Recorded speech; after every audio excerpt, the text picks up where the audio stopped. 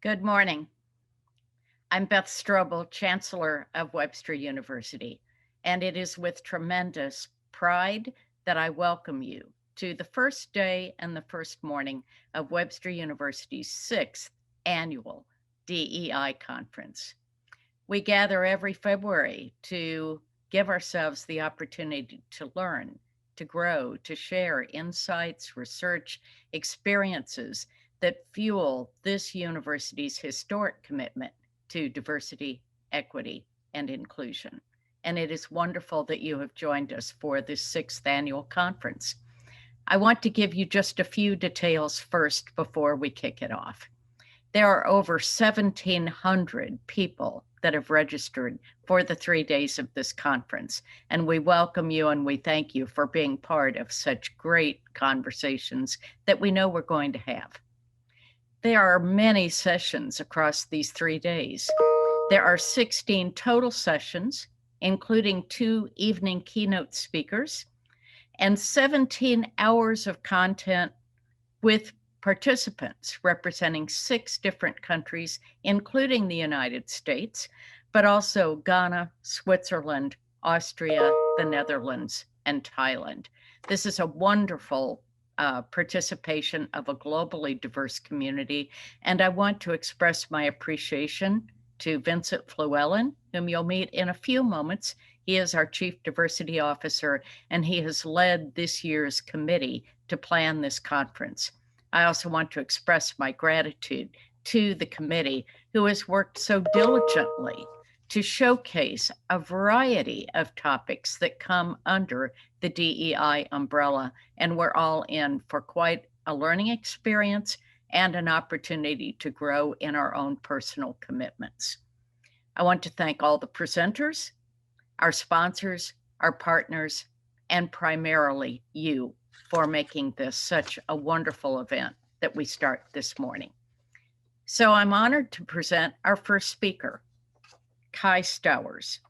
He's a former chemist with a love of data, a certified coach, and an organizational psychologist. He is a longtime meditator who is fascinated by the transformative power of mindfulness. His favorite areas are to interweave mind, body, and heart, our DEI, mindfulness initiatives, and leadership and team development. And without further delay, here is Kai with mindfulness and intercultural communication, showing up in mind, body, and heart. Kai Stowers, welcome to our conference. Good morning, good afternoon, good evening to everyone, depending on where you are joining us from. I am really happy to be here today, and I would like to thank all of the organizers for the work they've put in to make this event happen. Go ahead and share my screen.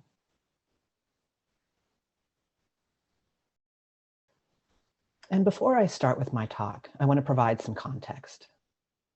A year before the conversation I had with the head of HR, I had come out as a transgender man. I had come out to friends, to my chosen family, to acquaintances, to the women's hockey league that I played in. I had come out to everybody except for the people at my place of work.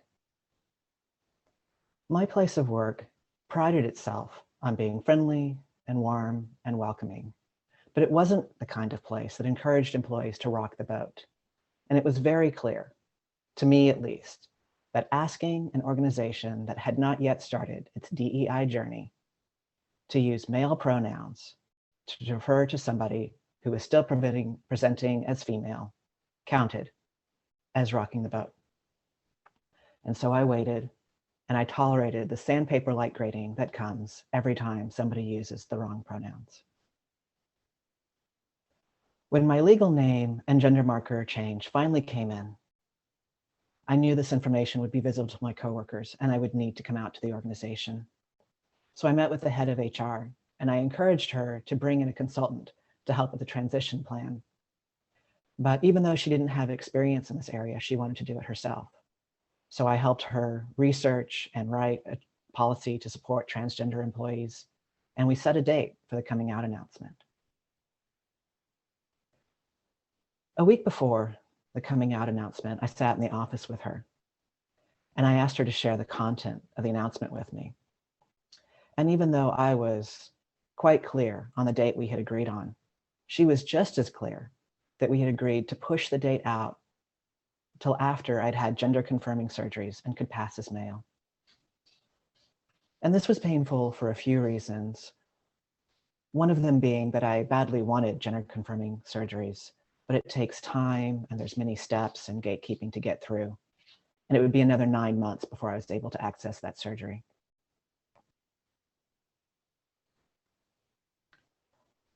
And it's worth mentioning that this leader is genuinely a kind and caring person. And true to type, she felt embarrassment and shame at the misunderstanding.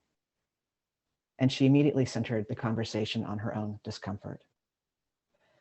And this was disorienting to me for two reasons.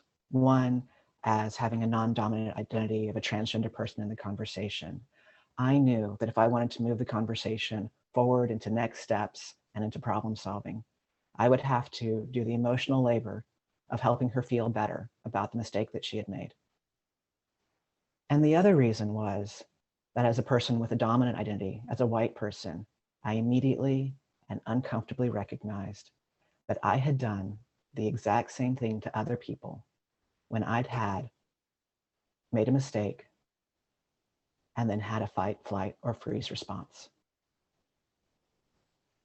This is the messiness and complexity of intercultural communication that I wish to explore with you today.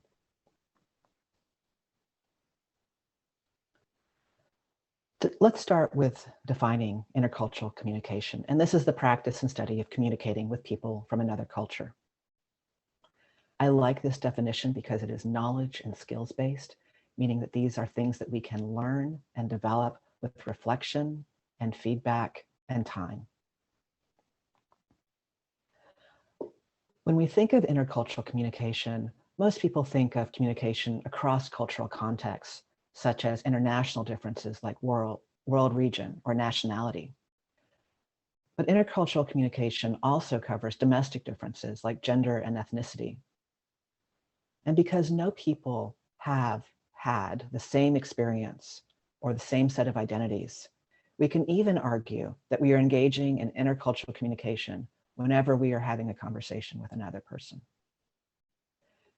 And to explore more of these social identities and these backgrounds that people have, I have this slide. And quite often when we think of differences, we think of the more common ones that are perhaps talked about in the media the most, such as gender or race. But our social identities are varied. We are complex human beings. And so we are complex human beings with many identities. And these include gender and race, but they can also include things like when we look at an organization, is someone in management or an individual contributor? In higher education, faculty and staff often have quite different experiences. Similarly with students. Things like our appearance, if we're judged to be attractive or not, our social class, our income, the language we speak, and whether we're a non-native or a native speaker, all influence the experiences that we've had and how we show up in communication with others. A model I like to use to understand the skills that we bring into intercultural communication is this continuum. And on one end are monocultural mindsets of denial and polarization, where people primarily experience communication through their own cultural lens. And on the other end are mindsets such as acceptance and adaptation, in which people are able to see intercultural communication both from their own and another cultural background. The percentages you see in each bubble reflect the typical distribution of people across this continuum. Somebody in denial is typically from a dominant group identity who has had very little, if any, contact with other cultures. And as a result, they simply miss difference. They don't see it. Somebody in polarization has had more contact with other cultures, and they see difference, but they judge it. And this can take two forms. In one form, people pride themselves on their own culture and they denigrate another. But it can also take a form of reversal, where people are ashamed of their own culture and maybe regret being part of it, and they hold another culture up as a model of a better way to be. Minimization is neither a solely monocultural nor multicultural orientation. It's a transitional orientation in which people emphasize similarity and they de-emphasize difference.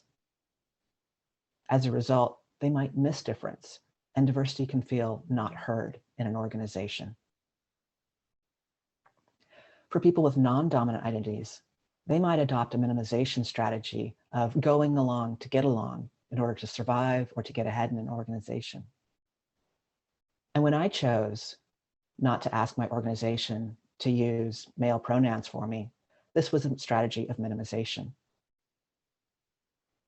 People in acceptance deeply comprehend difference, but they might not know what the next step is or how to bridge difference. And as a result, when you talk to these people, they often talk about experiencing analysis paralysis. And finally, in adaptation, these are people who deeply understand difference and they know how to bridge across difference in a way that it's authentic to themselves. People in adaptation are often, but not always, bi or multicultural or speak multiple languages. And we've talked a lot about difference, and I'd also like to explore what happens when we encounter difference. And this is happening at an unconscious level. When we see someone who is similar to us in some meaningful way, our brain has a shortcut and it tells us that we are safe and that we can relax. When we see someone who is different than us in some sort of meaningful way, our brain shortcut is that this person might be a threat. And this means that when we are working across cultural and having intercultural communications, this discomfort, this fear, this sense of threat is in play. And that brings us to mindfulness, which can support us in these conversations. And so mindfulness is not just meditation and sitting in a full lotus position and emptying the mind of all thought, but it's a skill. And meditation is one of the most common tools that we use to develop it. And this skill allows us to see what's happening in our heads so that we don't get yanked around by it. So we're not so reactive. And I would also argue that in order to truly understand what's happening in our heads, we also need to understand what's happening in our hearts and in our bodies. And the reason for this is evolutionary. We evolved from single-celled organisms like this amoeba here, and the amoeba has a body. And if you do something unpleasant to the amoeba, like poking it, it will have a reaction, it will move away. And if you provide it with something pleasant, like food, it will have a reaction, it will move towards it. And so the reactions are driven by the body. Further along in our evolutionary history, mammals evolved with limbic systems, meaning that they have emotions. And all of us who have been following politics for the last several years can personally testify that when we have a reaction, there's an emotional component to it. And I don't mean to demonize at all emotions. They're really important to our survival. They help point us to what we value, and they help us make decisions. But likely all of us have, at some point in our lives, experienced a time when we had such a strong emotion that we did or said something that we later regretted. And then finally, humans evolved a neocortex, which is the part of the brain that allows us to engage in abstract and complex thought. But because of this evolutionary history, when we have a reaction, it starts in the body first, and then there's an emotional component to it. And last of all, the mind kicks in. And I like to use the analogy of emotions and reactions being like a train.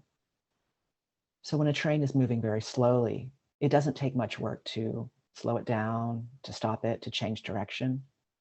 But once a train has a lot of speed going on, it can take quite a long time to slow it down or to change its direction or to bring it to a stop.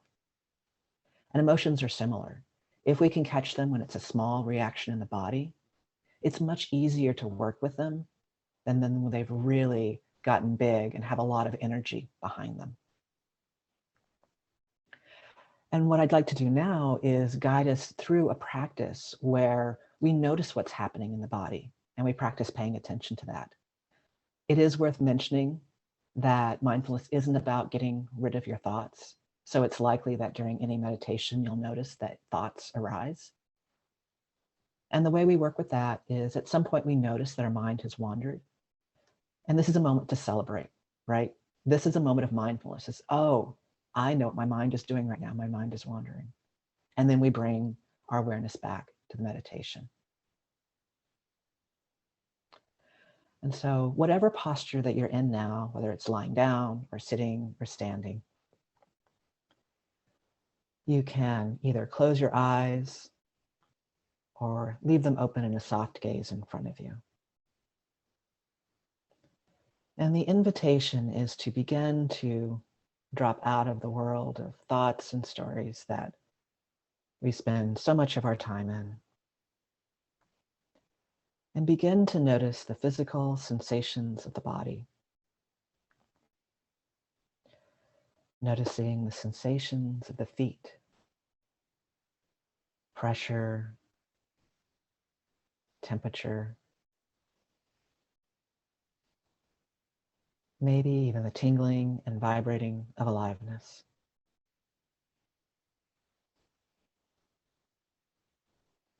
And then allow your awareness to fill the legs from the inside out. Noticing sensations of pressure or temperature, or even the tingling and vibrating of aliveness.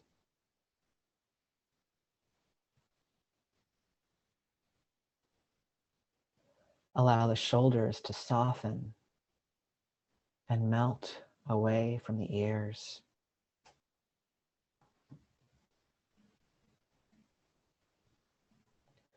Unhinge the jaw and relax the tongue through its root.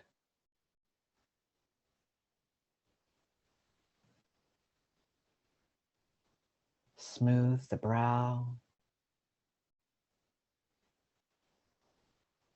and relax all the little muscles around the eyes.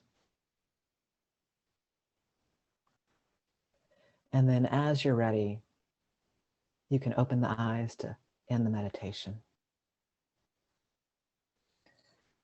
And we'll have time for Q&A at the end of the talk. But for now, I'd like to debrief some common experiences that people have with that meditation. Some people really love it. They find themselves calm and relaxed. Other people find that they get really sleepy or maybe even fall asleep when they relax the body. And this is a common experience, especially because many of us are sleep deprived. And other people notice there's a lot of agitation and a lot of thought. But what we know about the practice is that whatever your experience is, there's benefit to doing it. Just like when we go to the gym, sometimes our workouts feel easy and sometimes they feel more difficult.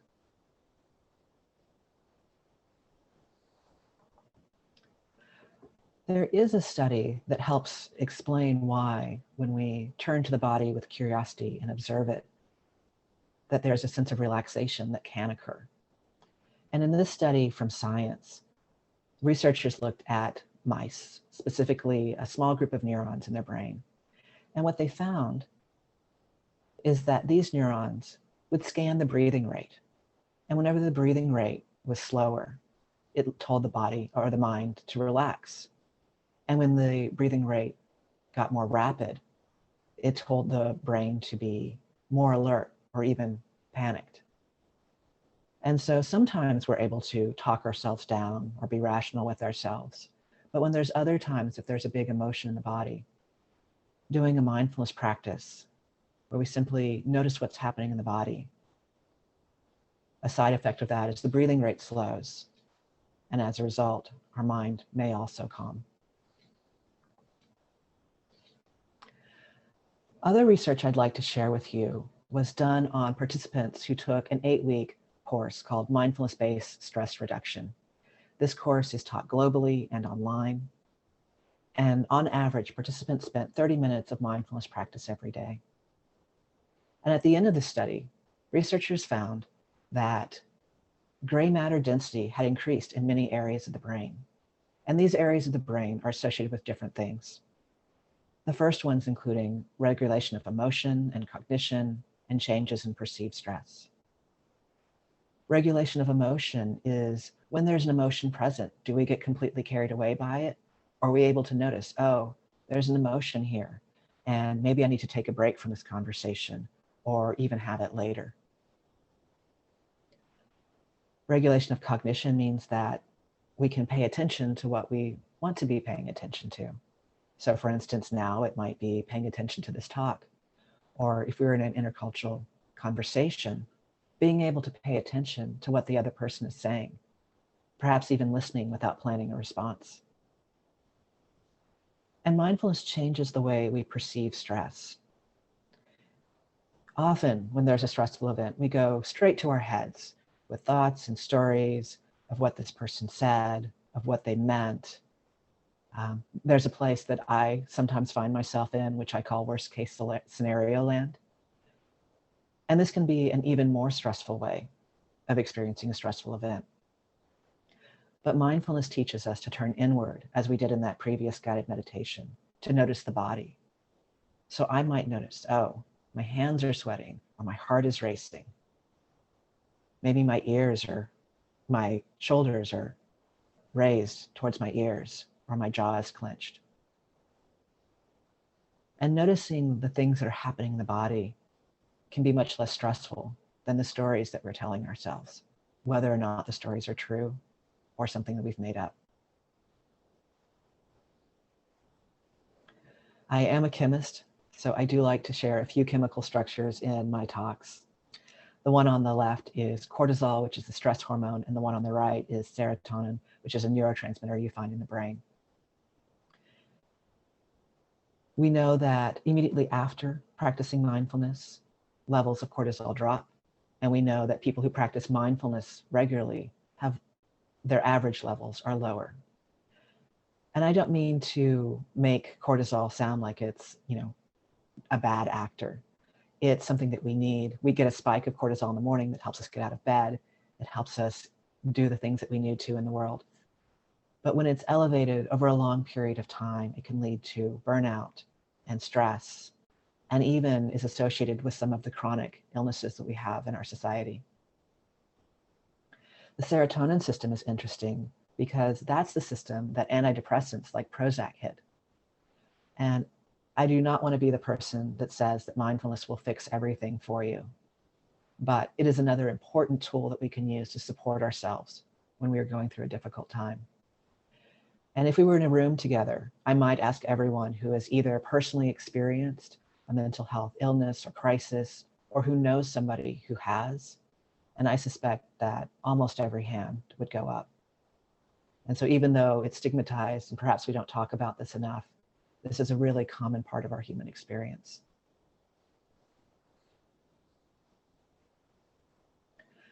And lastly, mindfulness practice helps with perspective taking and compassion. And while we may never truly understand the lived experience of another, by improving our ability to take another's perspective, it makes it easier for us to understand how they might have a different experience than us. It makes it easier to put ourselves in their shoes. And this doesn't necessarily mean that we agree or condone another's actions, but if we can understand where they're coming from, it makes it much easier to work with them. And lastly, compassion. One of the skills we practice in mindfulness is called non-judging or compassion, or if those words don't sit well with you, curiosity can be another way to think about it. And there's different types of compassion, some of which are helpful and some of which are not. One kind of compassion where we really maybe over-identify with the other person and we don't want to hurt their feelings. This can mean that we don't speak up to protect ourselves and we let other people walk all over us. This is not the kind of compassion that's helpful. In fact, it's called idiot compassion. The kind of compassion that is really helpful has two pieces. There's an empathy piece where we see and recognize the pain or the suffering of others or ourselves. And the second piece is the motivation to help. And this motivation to help is important because when we have empathy alone, we can have compassion fatigue, we can burn out. But when we add in the motivation to help, this helps sustain us in the long term.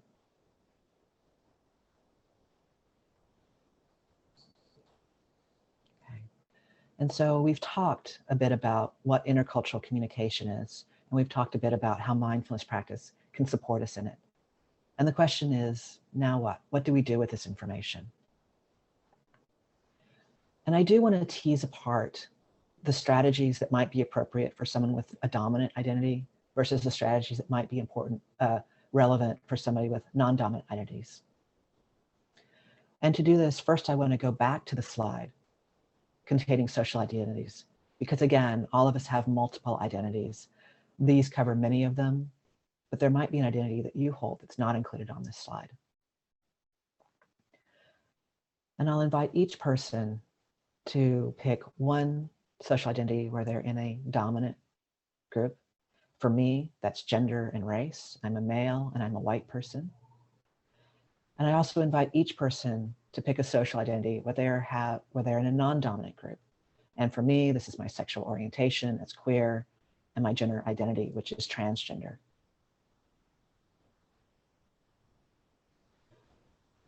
And as you pick both a dominant and non-dominant identity, I invite you to hold those in mind as I talk through our next slide. Earlier, I mentioned that when we encounter someone who is different than us in some sort of meaningful way, we experience a threat. And when I reflected on the threats I experienced from my dominant identity positions as a white and a male, things that came to mind were reputation, my desire to be seen as knowledgeable, my status as a good person, and cancel culture. And for the most part, what these threats have in common is that I can choose to engage with them or not. And this is not an option that I have with the threats I experience with my non-dominant identities of being queer and transgender. And these threats include things like violence, and job security, and survival. If I go to a restaurant, will I be seated? Can I access health care? I include sanity because sometimes there's a harmful dynamic that's happening. And if it happens to fall in the blind spot of the dominant group, there can be a lot of pushback and people arguing that it's not really happening and I'm not having the experience that I am. And this can be really exhausting.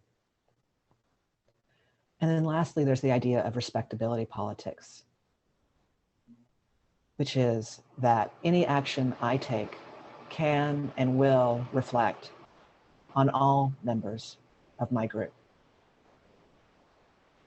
This extra pressure to show up in an appropriate way, whatever that might mean, is simply too heavy of a burden for any one person to bear. And in fact, no matter what group that you can think of, there's always a wide diversity of people in it, and no single person can fully and accurately represent their entire group.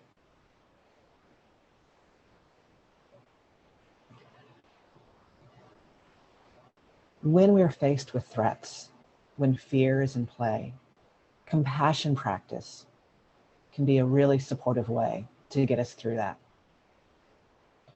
And I will lead us through a practice designed to strengthen our compassion. But first, I want to say that this practice is something that we can make easier and we can make it more difficult. If we don't have a lot of emotional bandwidth right now, if we're contending with a lot of threats to one of our identities, I recommend making this practice as easy as possible and working with someone who is similar to you, someone that perhaps you have a very easy and simple relationship with. And if people are feeling entirely too complicated, you can work with a beloved pet instead.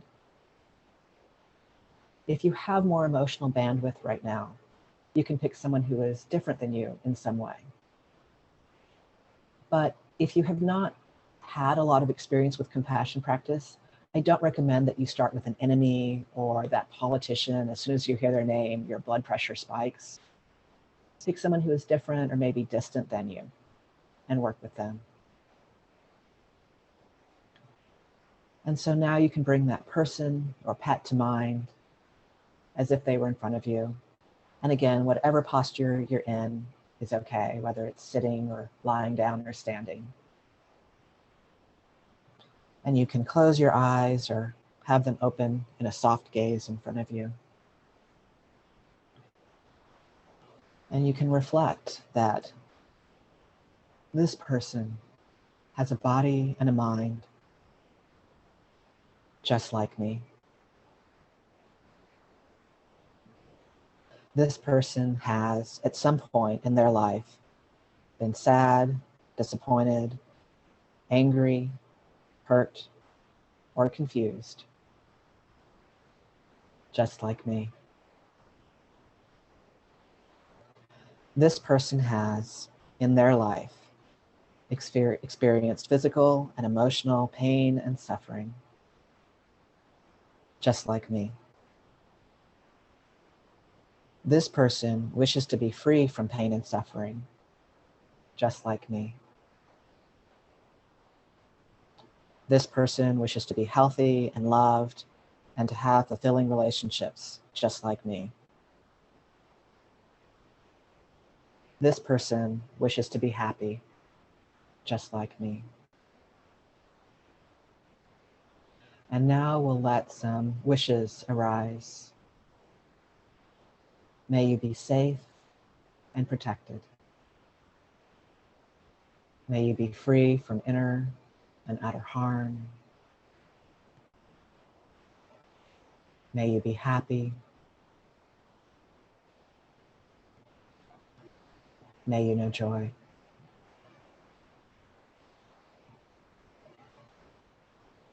And then as you're ready, you can open your eyes to end the meditation. And so again, we'll have time for Q&A, and so we can talk about your experience with this practice there. But I do want to name some common experiences. For some people, they feel very relaxed and warm and connected after this kind of practice. For others, it might bring up sadness or maybe softening towards another person. And for others, this can bring up everything that's not compassion, including the exact opposites. Sometimes this can happen because we've chosen someone who's a little bit too difficult to work with. And sometimes this can happen because maybe this is not the right practice for you at this time. When I was first introduced to that practice, I found it extraordinarily difficult, and I had to do other kinds of mindfulness practice for quite some time before this practice felt helpful to me. But if this is a practice that you can access, I really encourage you to make it part of your daily life, whether it's simply noticing other people and wishing they'd be happy, or doing a longer formal practice like what we just did together. And then I'd also like to bring this back to the skills that we can develop for intercultural communication. Coming back to this continuum, knowing where we fall is really important so we know which skills to practice. There's an assessment that I like to use called the IDI, and it's a self-assessment you can take, and it tells you which one of these orientations that you fall in. So if you fall into the orientation of denial, your development work is to expose yourself to cultural differences. This might be learning about festivals or holidays or foods from another culture. If you're in polarization, if you're someone who notices differences but judges them, the work here is to notice cultural commonalities. And as a whole, the United States is in polarization right now.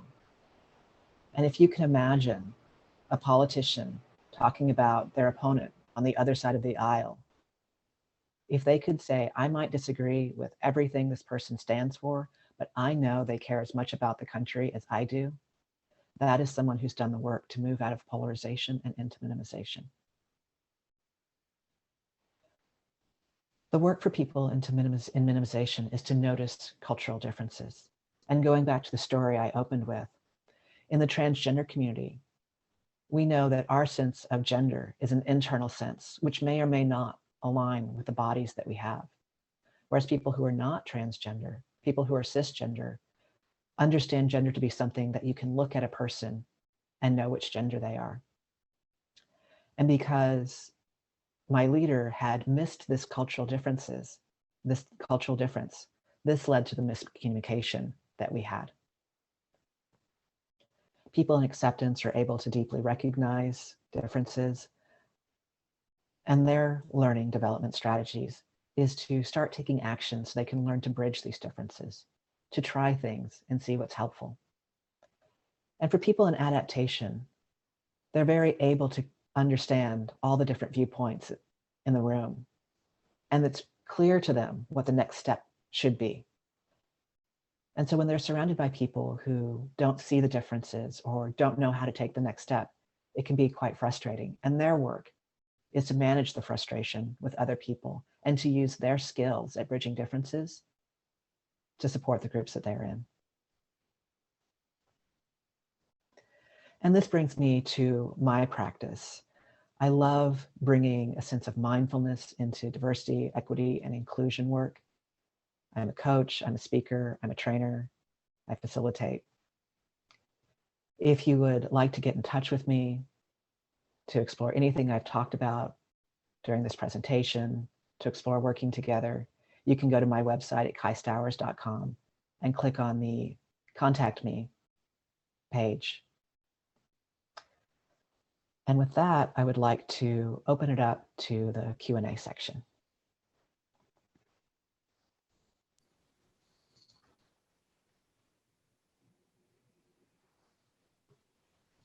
Thank you, Kai. My name is Vincent Fluellen, and I'm the Chief Diversity Officer here at Webster University. We will, as Kai said, take questions. If you have any, please post them in the Q&A, and I will be sure to relay them to Kai. Really appreciate your sharing such a personal story and leading us through that wonderful meditation. First question, will the slides be shared? I can share the slides. Is there a way to do that through the conference, or should we have people contact me? Let's have people contact you, if that's okay, at kaistowers.com, and then click the contact me part, and they can be in touch with you there. Okay. Is it helpful, supportive for cisgender individuals to parenthetically add their pronoun to their signature line? I think so.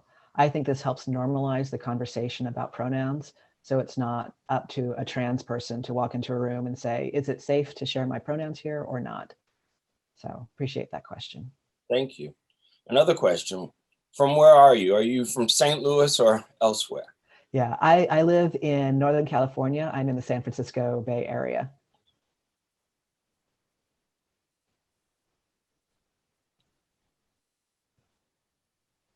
How long have you been practicing this work?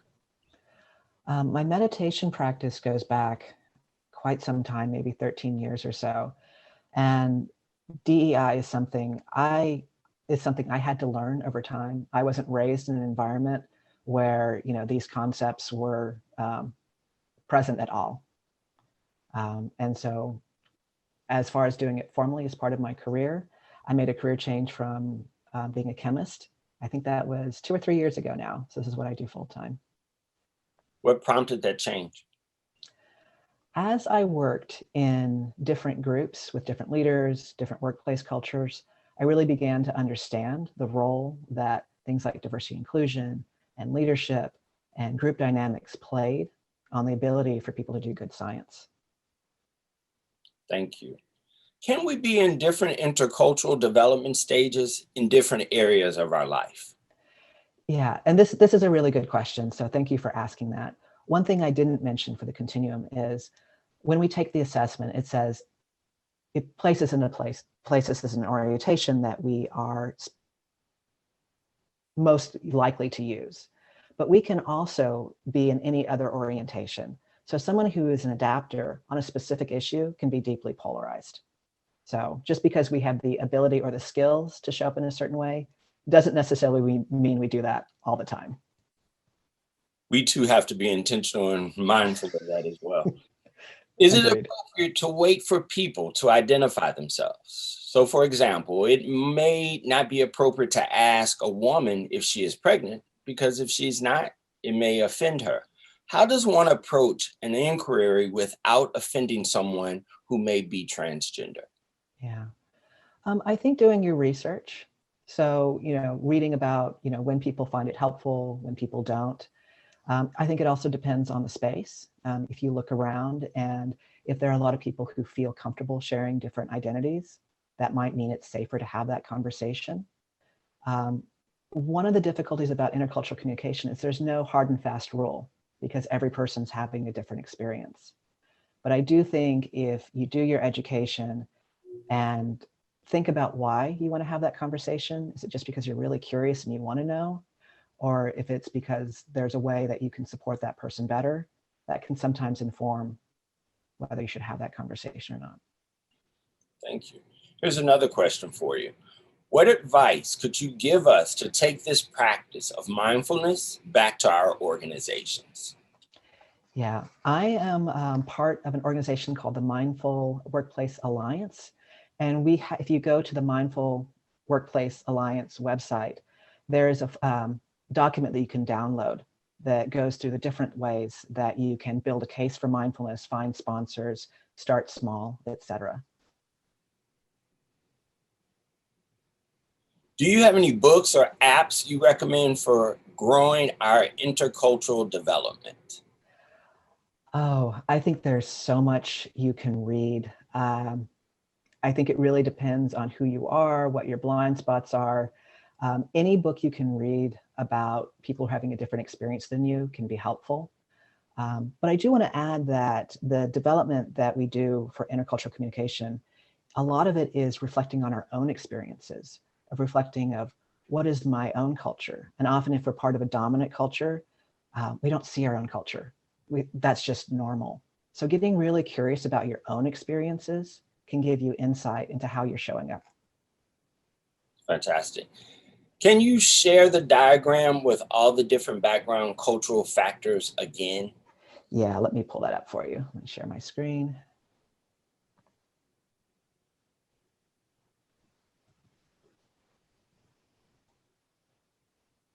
And I believe this was the one that they were referring to. Is that correct? The different background cultural factors. Yes. All right. Okay. Do you mind just maybe saying a few more words about that? Yeah. Our experiences, things that have happened to us in the past, give us kind of a model of what to expect now. So if I've had a difficult experience because of my social class, that might make me less trusting when I'm having interactions across social class.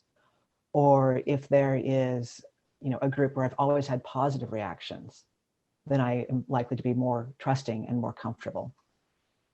And often one of the things that's interesting about these is some of these social identities we can see. We can often see, for example, race or age, but many of these are invisible. And this includes things like physical abilities. Many people have disabilities which are invisible. And so when we're working with people or talking with people, we might see some of their social identities, but it's quite likely there are big parts of their experience and their background that we're not aware about.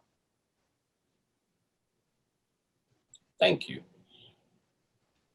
Maybe go ahead and hide your screen again, or stop sharing your screen. And then here are a couple more questions for you. What is your optimal goal for meditation? 30 minutes a day, 10 minutes a day, or 3 minutes a day? Yeah, I would say the optimal meditation period for you is the amount that you'll actually do. And it's better to do a little bit every day and have something to look forward to than say, I'm gonna do an hour every day, and by the second day you're dreading it and you never want to meditate again. So go small, I go have to consistent. start small. I know I have to start small. It's kind of like exercise. Yeah. What is the best way to discover my blind spots? Feedback is great, but especially if you are in a position of power or if you have dominant group identities, people might not be willing to give you that feedback. So taking the IDI is another way to explore that of, how much do you notice differences? And a lot of times when people take it, they're like, wow, I didn't know that. I wasn't aware of that. So if you have the psychological safety with people around you to encourage feedback, that's one of the best ways to do it. If you don't, then look towards other tools. Google is a good resource, I think. Agreed. Understanding resources that are out there. What's the best approach for initiating conversations about DEI with a team? So again, I think it depends on your role. I think if you're a leader, you probably have a little bit more authority to start that conversation. If you're on a team, you might want to assess, is there somebody who I feel comfortable talking about this with first to see, how's it going to be received? And again, especially if you are the leader, do some research first. Most organizations have somebody, whether it's in HR or if they have an official DEI group that you can reach out to get some coaching on, even with good intentions, sometimes that we can get in trouble if we haven't done our research. Do you recommend organizations using IDI in professional development training? And how can I take the IDI? Yeah, so I think the IDI is a really great thing to bring into organizations, especially in like leadership development. We know that organizations that are in adaptation, and there's very few of them, are the ones that are most effectively able to engage in DEI. And no matter where your organization is, knowing that orientation will help you plan the appropriate strategies. Because if we do something that is too easy, we don't get any benefit from it, we don't grow. But if we do something that's too hard, it can backfire and actually push us backwards. And if you'd like to take the IDI, you can go to my website at kaistowers.com, fill in the contact form, and I'd be happy to talk about it. Thank you. This is not a question, it's just a general comment. I loved this session. Thank you. Thank you. It was fantastic. Thank you. It seems like you could have several dominant social identities. How do we best deal with that? Yeah. I think this is awareness. And one of the things I've personally found with the dominant identities is the blind spots are harder to learn about and they're harder to figure out. So doing this intentional kind of IDI work can be really helpful. Google, as Vincent mentioned, can be your friend. Like, what are my blind spots? What do I not see? And this can be tough because sometimes when people are having a different experience that falls in our blind spot, we can feel, kind of attacked or pushed back on our heels. And so getting curious about, okay, I'm having a reaction. What's that reaction about? Like turning back to ourselves rather than being caught up in the other person being right or wrong.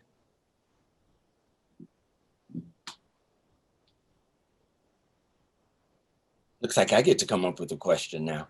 Oh, awesome. Sorry about this. Your journey, your story that you shared, I think was absolutely fantastic. And one that in my role here at the university, I've recently gone through and with a colleague here as they transitioned and working with my HR team, which was, from my perspective, incredibly eye-opening, supportive.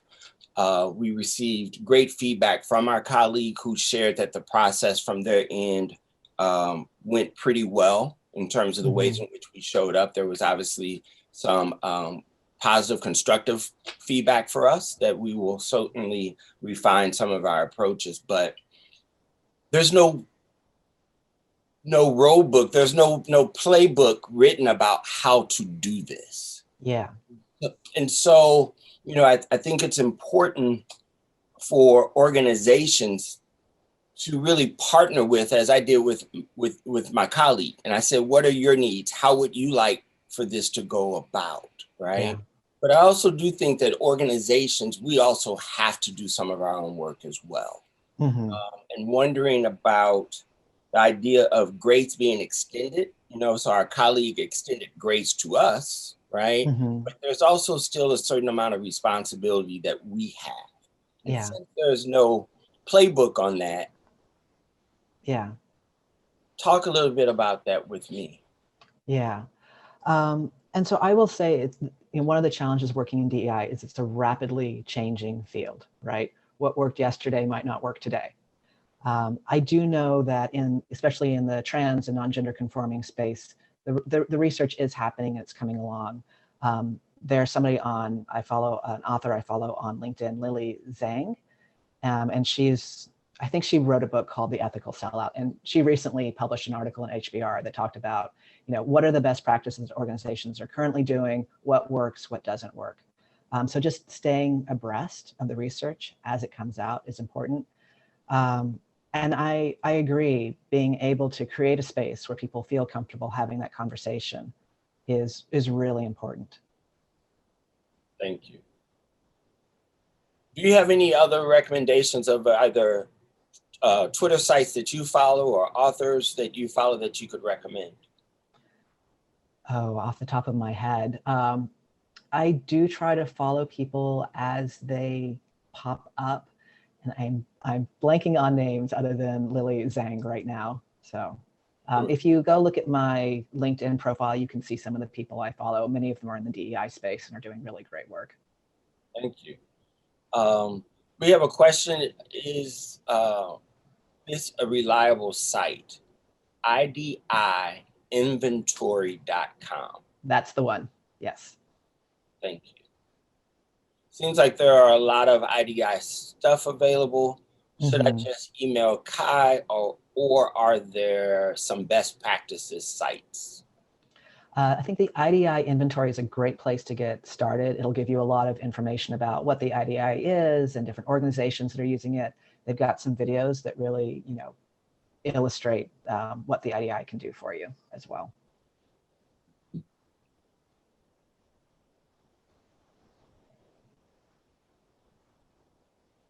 Trying to sort through some of these.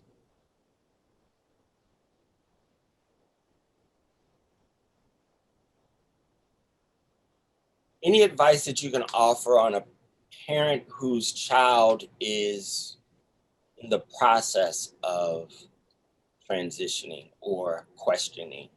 Yeah. Yeah, I think learning how to be supportive. I have several friends who are in this situation right now. And one thing that I see commonly happens is often the child is a little bit ahead of the parent in their exploration, and the parent often feels like they're lagging behind. So finding a support group where you can meet with other parents who are going through something similar can be really helpful. Thank you. How does one deal with detractors, those who think people are too sensitive or forcing the conversation? Yeah. So you can think about where they might be in the IDI, what orientation is showing up. And once you know where they are, you can think about different strategies that might be appropriate in working with them. How did you come to your approach of intercultural communication as a frame for diversity, equity, and inclusion training? And where did this start for you? So this started when I was introduced to it when I was in grad school. And the reason I like this frame is it's not judging. So if somebody's in denial, it'd be the same as somebody who, maybe they're just learning math. They don't have the skills yet. When I engage in diversity and equity inclusion work from a place of right and wrong and good and bad, this is exhausting. This brings up a lot of emotions. This is something I want to stay engaged in the long term. So if I can view this as, there's opportunities for development, then I can celebrate successes rather than being dismayed by how far we have yet to go. It's very exhausting. I think we covered this one, but I want to still acknowledge it. Coming from an HR background, what would you recommend that HR departments do to develop policy around supporting transitioning individuals? Do research. There are organizations that actually do post their trans policies online. I'm not sure, so I'm not going to say which ones they are, but you can Google, transgender policy. And often the first version of a trans policy that's written is really designed to make all of the cisgender people comfortable. And that's, again, that's a first step, but try to go beyond that and think of what would this policy have in it to make the trans person most comfortable. We have just under 5 minutes left. What is the definition again of IDI? So it's the Intercultural Development Inventory. Thank you. Looking for a final question out there? Kai, again, this has been fantastic. I think it's an ideal way to start our conference. You have certainly set the tone for us. And I can't thank you enough for responding to our call for presentations. Yeah, well, thank you so much for including me in this conference. I really hope that what I presented is helpful for people, and I'm really looking forward to attending some of the next talks. Excellent, thank you. It certainly has been helpful. So helpful that, let me give you this final question here. Are you hiring? Not yet. I just started my own business, so maybe in a couple of years. I think it's an indication of the need out there and your delivery and your appeal to others. I am going to welcome back now Chancellor Beth Strobel. Well, thank you, Vincent, for fielding these wonderful questions from our participants. And Kai, what an engaging way to begin this conference. And you've given us a valuable and a fresh set of insights, I think, that frame our acceptance and our growth as we engage in many DEI topics over the next 3 days and as we carry forward into our lives post-conference. So we're grateful to you, and thank you, Kai.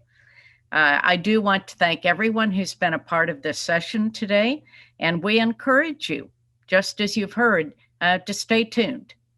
Stay tuned in to the live stream. There will be other sessions that happen not only today, but tomorrow and Thursday. And our very next session on improving the disability experience in organizations will begin shortly. Thank you for being here.